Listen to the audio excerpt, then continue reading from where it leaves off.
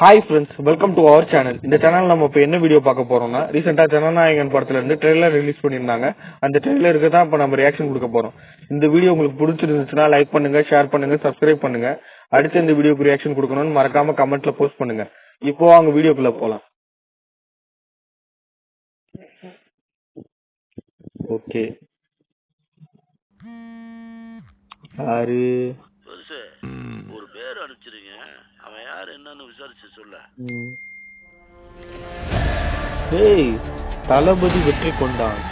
வேற மாதிரி KVN production பண்றவனு கேள்விப்பட்டிருப்பேன். அதுல விஷுவல்ஸ்லாம் வேற மாதிரிங்க. விஷுவல்ஸ்லாம் வேற லெவலு.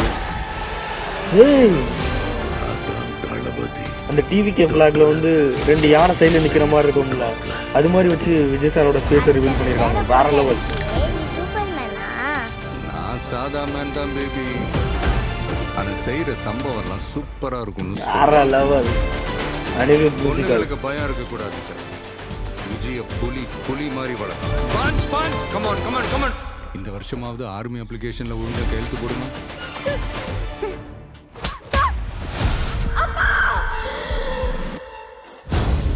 என் பொண்ணை தொட சொன்னவன் யாரு? யாரு? Come, let's play a game. ஏய், இவரா வேற மாதிரி. 30வது நாள் இந்தியா என் காலடியில வந்த விழும். என்ன பிளான்? ஓஎம் ஓஎம் ஓஎம் அப்படின்னு என்ன தெரியல. Unbelievable. எனக்கு இந்த ஆறுதெல்லாம் வேண்டாம். பாரு என் கை எப்படி நடக்குதுன்னு. விஜயோட பயத்துக்கு பின்னாடி ஏதோ பெருசா ஒண்ணு இருக்கு. அது தெரிஞ்சா மதன் கோரி அண்ணெல்லாம் இருக்காரு. நாட்டுக்கு வர வேற மாதிரி. ப்ராப்ளத்தையே தடுக்கலாம். மக்களுக்கு நல்லது நிறைய பண்ண ட்ரோனு இந்த மாதிரிலாம் நிறைய வருது. உன்னை காப்பாத்திக்கிட்டு ஓடி போயிட. ஆ? ஏய்,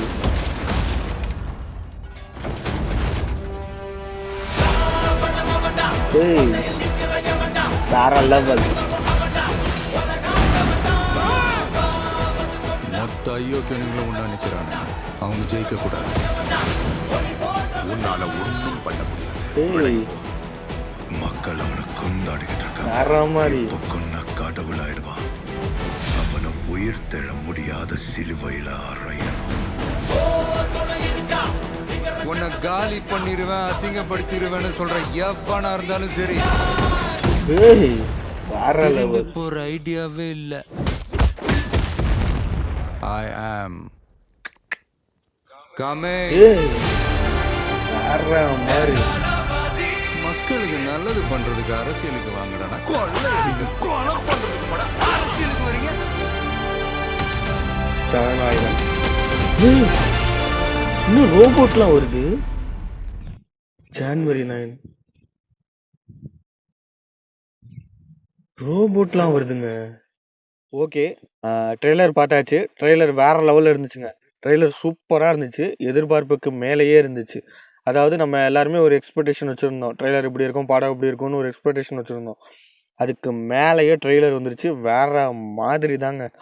ட்ரெய்லரை பார்த்து இன்னும் வந்து அதெல்லாம் அந்த விஷுவல்ஸ்லாம் மண்டைக்குள்ள ஓடிக்கிட்டே இருக்கு. அந்த லெவலில் இருக்குது ட்ரெய்லர். வேற மாதிரி இருந்துச்சு. சூப்பராக இருந்துச்சு. அது மட்டும் இல்லாமல் இன்னொரு விஷயம் சொல்லணும்னா, இது வந்து பகவந்த் கேசரி படத்தோட ரீமேக் தான். நம்ம இந்த ட்ரெய்லர் வரதுக்கு முன்னாடி நான் நிறைய பேர் சொல்லிக்கிட்டு இருந்தது தான், பகவந்த் கேசரி ரீமேக் தான். ஆனால் வந்து நம்ம என்ன நினச்சோம், ஃபுல் படமெல்லாம் இருக்காது, லைட்டாக அங்கங்கே வரும், அந்த அந்த மாதிரி ஏதாவது இருக்கலாம், ஆனால் ஸ்டோரி வேறையாக இருக்கும்னு நினச்சோம். ஆனால் வந்து ஸ்டோரியே வந்து பகவந்த் கேசரி ஸ்டோரி தான். இது ட்ரெய்லர் பார்த்தாலே அப்படியே தெரியுது. அதாவது பகவந்த் கேசரியில் வந்து ஹீரோ வந்து போலீஸ், ஓகேங்களா. ஸோ இதுலேயும் போலீஸ். அதே மாதிரி பகவந்த் கேசரியில் வந்து அவர் பொண்ணு வந்து மிலிட்ரியில் வந்து சேர்க்கணும்னு ஆசைப்படுவார். அவர் பொண்ணே வந்து ஒரு கட்டத்துக்கு மேலே பயந்து எனக்கு மிலிட்ரிலாம் வேணான்ற மாதிரி சொல்லுவாங்க. அதுவுமே இதில் இருக்குது, ட்ரெய்லரில் வச்சுருக்காங்க. அடுத்து வந்து ஒரு ஃபேக்ட்ரியில் வந்து அவர் பொண்ணை அடித்து கொடுமைப்படுத்திக்கிட்டு இருப்பாங்க. அப்போ வந்து ஹீரோ வந்து அவர் பொண்ணை போய் காப்பாற்றுற மாதிரி ஒரு சீன்லாம் இருக்கும். அதெல்லாம் வந்து அப்படியே இருந்துச்சு. அந்த ஃபேக்ட்ரி செட்டப்பு கூட அதே மாதிரியே தான் இருந்துச்சு. அதெல்லாம் வந்து வேறு லெவலில் இருந்துச்சு. ஆனால் வந்து நிறைய விஷயங்கள் ஆட் பண்ணியிருக்காங்க. பகவந்த் கேசரி தான் அப்படியே வருது அந்த மாதிரிலாம் கிடையாது. ஸ்டோரி வைஸ் பகவந்த் கேசரி தான் அது. பகவந்த் கேசரியோட ஸ்டோரியை தான் அவங்க எடுத்து பண்ணியிருக்காங்க. ஆனா, அதுல வந்து நெறைய ஒர்க் பண்ணியிருக்காங்க. அதாவது நெறைய விஷயங்கள ஆட் பண்ணியிருக்காங்க. இந்த ரோபோட்ஸு, ட்ரோன்ஸு இந்த விஷயங்கள்லாம் வந்து இதுல வந்து ஆட் பண்ணியிருக்காங்க. அதுக்கப்புறம் விஜய் சார் பாலிடிக்ஸ் வந்தனால, பொலிட்டிக்கல் ரிலேட்டடான சில விஷயங்கள்லாம் படத்துல வந்து நெறைய வச்சிருக்காங்க. சொல்லப்போனா, படத்துல 2 வில்லன் நெனைக்கிறேன். ஒண்ணு பாபி டியோல் சாரு, இன்னொன்னு பிரகாஷ்ராஜ் சார்ன்னு தான் நெனைக்கிறேன். பாபி டியோல் சார் வந்து க ஒரு எப்படின்னா கார்ப்பரேட் வில்லன் மாரி, பிரகாஷ்ராஜ் சார் வந்து பொலிட்டிக்கல் வில்லன் அந்த மாரி கொண்டு போவாங்கன்னு நெனைக்கிறேன். 2 வில்லனா வச்சிருப்பாங்கன்னு நெனைக்கிறேன். அதான் இது எப்படி போக போதுன்னு தெர்ல. ஆனா வந்து ஸ்டோரி வந்து பகவந்த் கேசரியோட ஸ்டோரி தான். அ எனக்கு இதுல என்ன ஆச்சரியம்னா, இதுல வந்து ரோபோட்ஸ் வந்தது தான் எனக்கு ஆச்சரியமா இருந்துச்சு. அந்த ட்ரோன்ஸு இதெல்லாம் வந்துச்சு.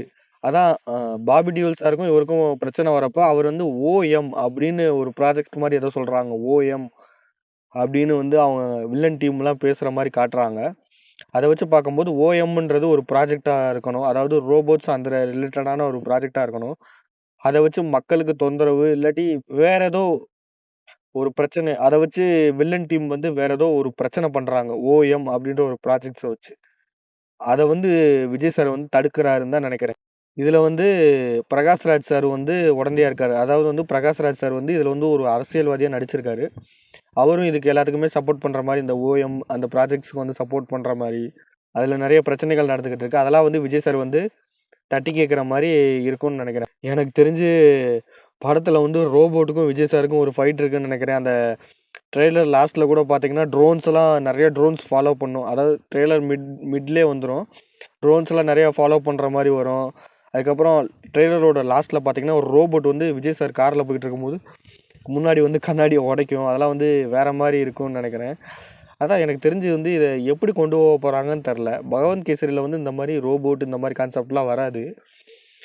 இவங்க வந்து அந்த ரோபோட்டுன்ற கான்செப்ட்ட வந்து எத வச்சு எப்படி கொண்டு போறாங்க? ஒருவேள வந்து அ அவங்க பொண்ணுக்கும் வில்லனுக்கும் ஏதோ ஒரு பிரச்சனை வரும்னு நெனைக்கிறேன். அத வச்சு தான் விஜய் சார் உள்ள வருவாருன்னு நெனைக்கிறேன். அவங்க பொண்ணுக்கும், வில்லன் டீமுக்கும் வந்து ஒரு பிரச்சனை இருக்கும். ஏதோ ஒரு விஷயம் இருக்கு. அத வந்து அவங்க அதுக்காக வந்து அதனால வந்து வில்லன் டீம் வந்து அவரோட பொண்ண வந்து கொல்ல வராங்க. ஸோ அந்த இடத்துல வந்து விஜய் சார் உள்ள வந்து அவங்கள வந்து காப்பாத்துறாரு. அது மட்டும் இல்லாம அந்த வில்லன் டீம் எல்லாத்தையுமே மொத்தமா அழிக்கிறாரு. இந்த மாரி தான் ஸ்டோரி போகும்னு நெனைக்கிறேன். இன்னொரு விஷயம் என்னன்னா, படத்துல மதன் கௌரி அண்ணா இருக்காரு. வேற லெவல்ல இருந்துச்சு. அந்த ட்ரோன்ஸ்லாம் ஆப்பரேட் பண்றாரு. அதாவது விஜய் சார ஃபாலோ பண்ணி ட்ரோன்ஸ்லாம் போகுதுல்ல. அதுக்கப்புறம் ரோபோட்லாம் போகுதுல்ல. அந்த ட்ரோன்ஸ் எல்லாத்தையுமே ஆப்பரேட் பண்றதே அவருன்ற மாரி காட்டுறாங்க. ஏன்னா வந்து அந்த சிசிடிவி கேமரால வந்து ட்ரோன்ஸ் வந்து போறதெல்லாம் காட்டுறாங்க. அத உட்காந்து அவர் தான் ஆப்பரேட் பண்ற மாரி காட்டுறாங்க. எனக்கு தெரிஞ்சு மதன் கௌரி அண்ணா வந்து வில்லன் சைடா, ஹீரோ சைடான்னு தெர்ல. என்னன்னு தெர்ல. ஆனா வந்து அந்த ட்ரோன்ஸ் எல்லாம் அவர் தான் ஆப்பரேட் பண்றாரு. அது என்ன கான்செப்ட்ன்னு தெர்ல. அதெல்லாம் படம் பார்த்தா தான் தெரியும். ஆனா வேற லெவல்ல இருக்கு. அடுத்து பார்த்தீங்கன்னா, விஜய் சாரோட என்ட்ரி எல்லாம் வேற லெவல்ல இருந்துச்சு. அதாவது ட்ரெய்லர்ல அவரோட என்ட்ரி வேற மாரி இருந்துச்சு. அந்த டிவிகே ஃபிளாக்ல 2 யானை நிக்கிற மாரி இருக்கும்ல. அதுக்கு நடுவுல விஜய் சார் நடந்து வர மாரி அவரோட ஃபேஸ ரிவீல் பண்ணாங்க. அது வந்து வேற மாரி இருந்துச்சு.